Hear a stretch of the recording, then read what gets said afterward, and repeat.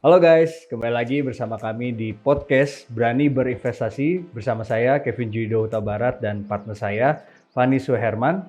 Kami selaku dari Retail Research CGS CMB Sekuritas Indonesia.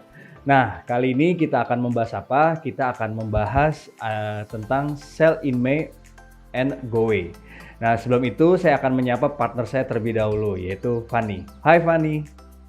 Halo Kev, apa kabar nih? Apa kabar juga untuk semua teman-teman ya? Ya, pastinya kabarnya baik dong, Van. Dan sebelum itu, Van, saya juga mau mengucapkan selamat Idul Fitri bagi teman-teman yang sudah menjalankan puasanya dan juga sudah meraih kemenangannya nih, Van ya. Benar banget, dan pastinya kita juga mau mohon maaf lahir dan batin ya. Ya, benar Kayak gitu kan. banget. Nah, kita mungkin akan masuk ke dalam topiknya nih, Van ya. Bahwa Yap. kita nih sudah memasuki bulan Mei, which is ini udah let's say udah minggu kedua. Dan kalau kita perhatikan nih, pasti teman-teman juga pernah mendengar atau pengen tahu sell in May and go away. Nah, ini Yap. apa sih Van maksudnya dari kalimat tersebut? Bener banget nih. Jadi kalau misalkan teman-teman lihat ya, kata-katanya udah ada sell gitu ya, dimana sell artinya kan jualan ya.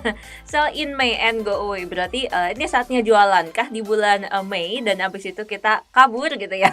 Nah, tapi untuk menjawab pertanyaan itu sebenarnya nih kalau kita lihat ya teman-teman, berdasarkan data historical dalam 10 tahun terakhir, ini sebenarnya memang benar nih. Memang rata-rata 50% ya probabilitas di bulan Mei itu rata-rata IHSG memang terkoreksi.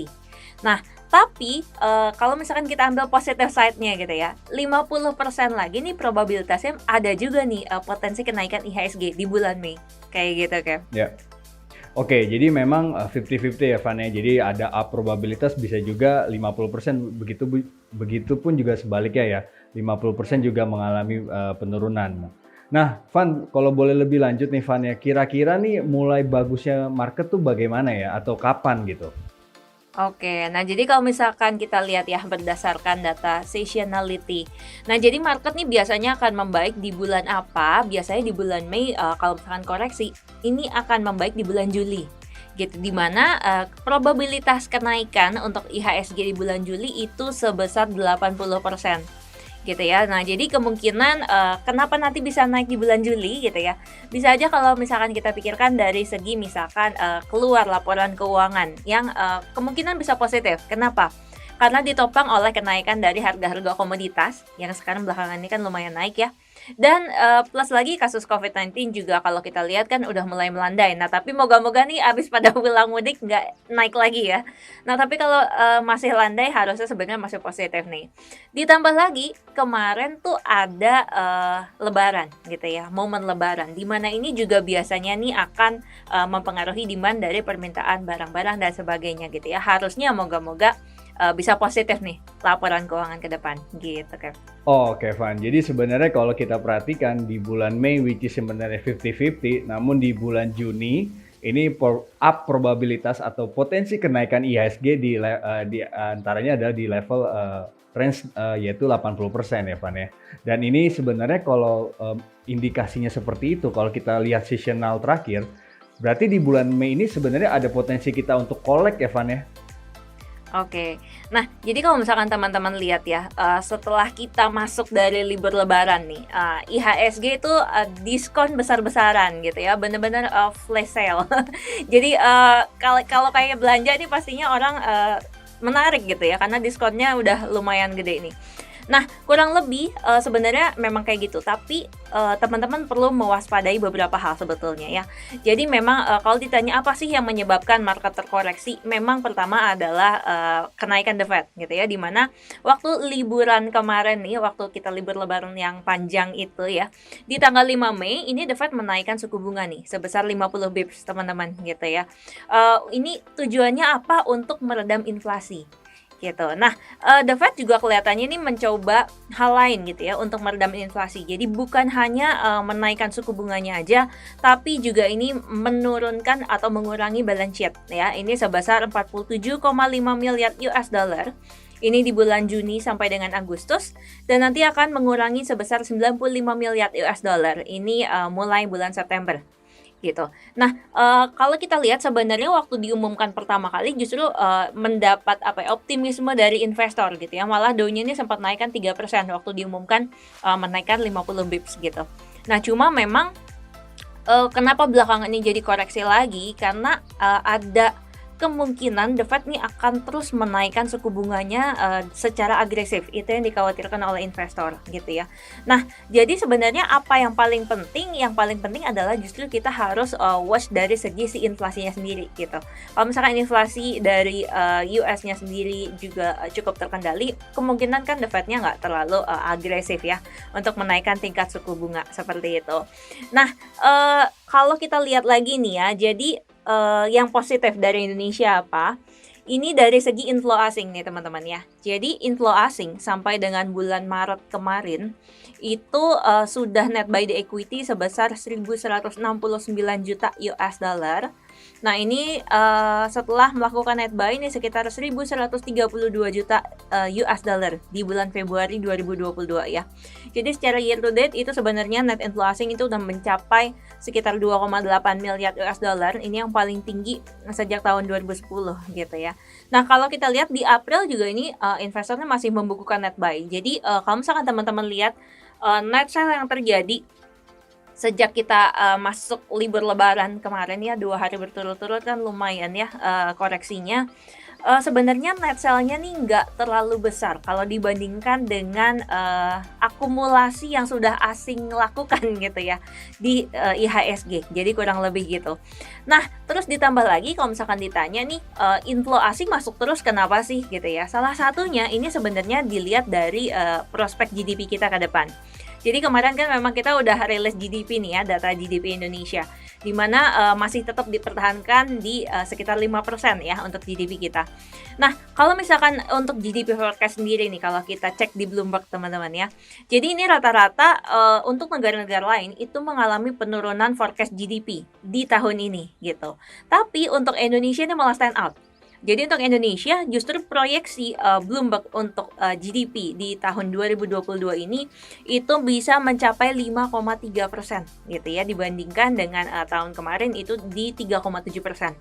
Nah, di mana sebenarnya ini juga masih inline ya dengan target, Bank Indonesia, yaitu sekitar 4,5 sampai dengan 5,3% seperti itu untuk GDP tahun ini. Ya, benar banget Evan ya. Jadi kalau kita bahas GDP nih teman-teman, kalau kita lihat dari strukturnya sendiri ya, GDP sendiri memang kalau lihat dari dalamnya memang konsumsi ya. Konsumsi ini menjadi bobot yang cukup besar juga buat pertumbuhan dari GDP-nya. Kita tahu juga bahwa sebenarnya belakangan ini juga pertumbuhan dari segi konsumsi juga agak sedikit menggeliat ya, karena kita tahu bahwa di kuartal 2 ini ada lebaran dan sebagainya gitu ya, dan juga ini walaupun kita lihat juga di tengah Covid yang sedang melanda ini, harapannya sih sebenarnya semoga konsumsinya juga terus menggeliat ya, dalam arti adanya pertumbuhan secara year on year ya.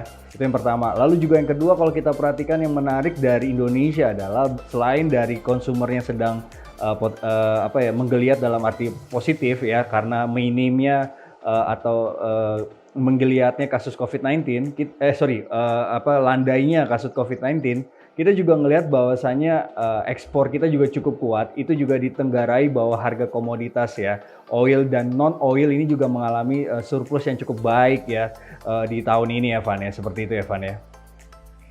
Nah, benar banget nih, Kev. Jadi kalau misalkan kita lihat ya dari segi GDP nih, kira-kira ciri khas apa sih yang bisa menunjukkan bahwa memang udah mulai ada pertumbuhan ekonomi nih di Indonesia ya.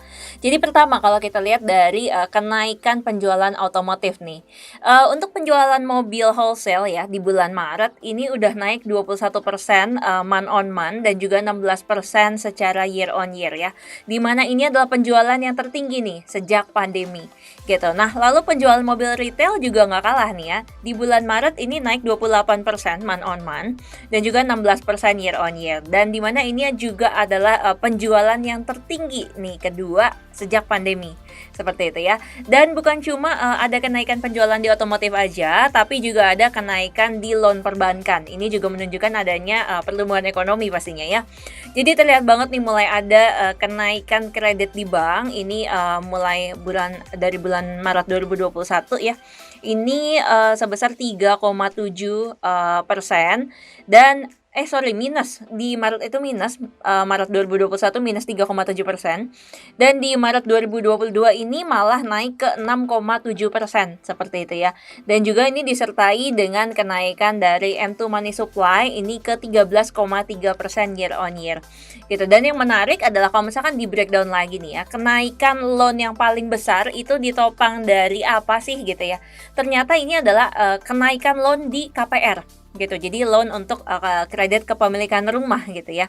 Yang artinya sebenarnya nih ada kenaikan penjualan di segmen rumah tapak seperti itu yang menggunakan KPR ya. Nah, kalau lihat dari pencapaian Firstki 2022 nih, BSD ini paling tinggi nih di antara peersnya gitu ya. Itu mencapai sekitar 32%. Ini dari target tahun ini. Kemudian untuk SMRA ini 29% dari target tahun ini, untuk CTRA 25% dari target tahun ini, dan Pawon ini 21% dari target di tahun ini. Gitu. Dan adanya growth di marketing sales property ya, ini juga bisa dilihat dari kenaikan penjualan semen gitu ya. Penjualan semen domestik di bulan Maret 2022 ini nih naik signifikan ya kalau kita dibandingkan dengan penjualan semen domestik di sejak Maret 2020 seperti itu. Oke, Van. Nah, kalau kita bicara, Van tadi kan sempat nyebutin properti ya. Dan kalau kita perhatikan kan sebenarnya properti ini juga masih laggard ya secara year to date. Dan kalau kita perhatikan sebenarnya kan dari segi fundamental adanya pertumbuhan nih dari tahun 2021 dan juga tahun 2022. Nah, mungkin teman-teman mau bertanya nih, Van, bagaimana caranya kita tahu nih saham properti yang begitu banyak ini yang masih murah nih, Van?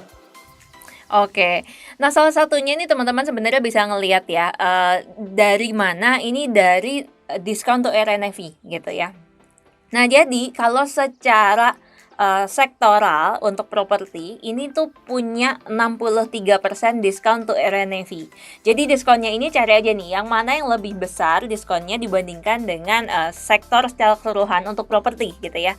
Nah, jadi yang diskonnya di atas itu yang pertama ada SMRA, ini diskonnya 72% to RNFI gitu ya. Jadi lebih tinggi daripada sektoral properti.